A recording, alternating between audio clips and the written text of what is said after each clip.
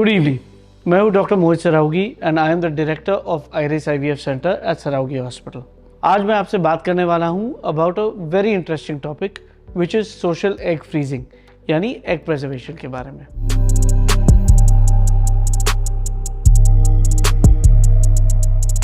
Now पहले ये समझते हैं कि एग प्रिजर्वेशन की ज़रूरत क्यों है और किसको है। होता ये कि हर लेडी जब पैदा होती है तो उनके ओवरी में लिमिटेड नंबर ऑफ एग्स होते हैं, रफली अराउंड 4 लाख एग्स। हर महीने जो ये एग्स है कम होते जाते हैं right from birth and normally around the age of 40-41 के आसपास ये अंडे खत्म हो जाते हैं। एक बार ये अंडे खत्म होते हैं तो पीरियड्स फिर भी 3 से 5 साल तक आते रहते हैं और मेनोपॉज उसके बाद आता है। नाउ एक बार लेडी की एज 30 क्रॉस कर जाती है तो एग की क्वांटिटी और एग की क्वालिटी काफ़ी हद तक डिटीरियरेट होती है और एज 38-39 के बाद एग क्वालिटी बेहद कमज़ोर हो जाते हैं। सो वो लेडीज़ जो सिंगल है, अनमैरिड है, डिवोर्स्ड है या सेपरेटेड है, या फिर वो लेडीज जिनको अनफॉर्चुनेटली कैंसर डिटेक्ट हुआ है ओवरी का, जिनको कीमोथेरेपी की ज़रूरत है, ये आइडियल कैंडिडेट्स होते हैं जो अपने एग्स निकाल के प्रिजर्व कर सकते हैं ताकि इसको फ्यूचर यूज़ में लाया जा सके। ना ये प्रोसीजर फैली सिंपल रहता है। ये प्रोसीजर में पीरियड आने के बाद लेडी को लगभग 11 दिन तक हार्मोन के इंजेक्शन दिए जाते हैं और रफली ऑल्टरनेट डे सोनोग्राफी किया जाता है। जितनी कम लेडी की एज होती है यूजुअली उतने ज़्यादा एग्स या उतने ज़्यादा फॉलिकल्स बन जाते हैं।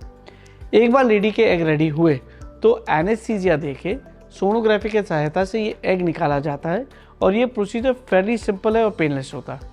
एक बार एग निकाले गए तो ये एग्स की स्टडी होती है लैब में और फिर वहाँ पे एक स्पेशलिस्ट है एम्ब्रियोलॉजिस्ट जो एग्स को एक स्पेशल ट्यूब में क्रायोलॉक में स्टोर करते हैं। उसमें दवाई डालते हैं जिसको बोलते हैं क्रायो प्रोटेक्टेंट सोल्यूशन और ये ट्यूब को लिक्विड नाइट्रोजन में -200 डिग्री तापमान पे स्टोर करके रखा जा सकता है।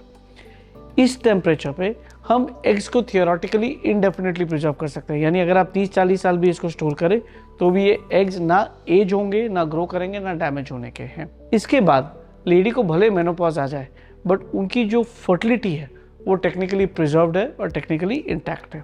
ये प्रोसीजर टेक्निकली 13 से 15 दिन में ख़त्म हो जाता है क्योंकि पहले 10-11 दिन तो इंजेक्शन और सोनोग्राफी में जाते हैं और 12 या 13वें दिन के आसपास एग निकाला जाता है। लेडीज़ जो एग प्रिजर्वेशन के लिए जाते हैं उनका टारगेट रहना चाहिए कि कम से कम 10 से 12 एग्स स्टोर करके रखें। इससे कम अगर आप एग्स निकालते हैं तो ये यानी फ्यूचर यूज़ के लिए थोड़े से कम पड़ सकता है। नॉर्मली आपके जितने एग्स निकलेंगे रफली उसमें से 50 to 60% एम्ब्रियोज फ्यूचर में बनेंगे। इफ़ यू आर लकी 70% बन सकते हैं। सो हमें टारगेट रखना चाहिए कि आगे जाके कम से कम 6 से 8 एम्ब्रियो बना पाए और इसके लिए हमें कम से कम 10 से 12 अच्छे क्वालिटी के एग्स निकाल के रखने चाहिए।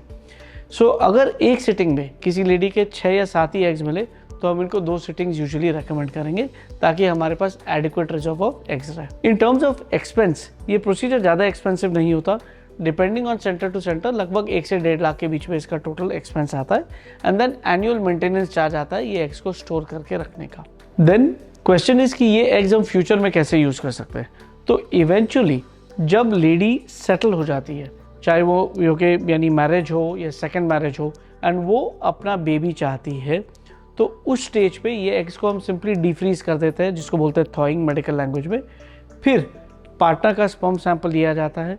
लैब में IVF या ICSI के द्वारा एगोस्पर्म को फर्टिलाइज करके हम बेबी क्रिएट करते हैं और एक बार ये एम्ब्रियो लैब में 3 से 5 दिन तक हम ग्रो कर लें तो इसको दोबारा यूट्रस के अंदर डाला जा सकता है।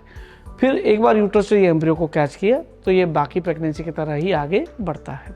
सो एग फ्रीजिंग एक रेवोल्यूशनरी टेक्निक है जिससे लेडी अपनी फर्टिलिटी परमानेंटली प्रिजर्व करके रख सकते हैं इवन आफ्टर मेनोपॉज एंड ये पर्टिकुलरली यूजफुल है फॉर एल्डरली वुमेन जो या डिवोर्स्ड है, सेपरेटेड है, सिंगल है या जो वुमेन को कीमोथेरेपी की ज़रूरत है। आई होप ये वीडियो आपको यूज़फुल लगा हो।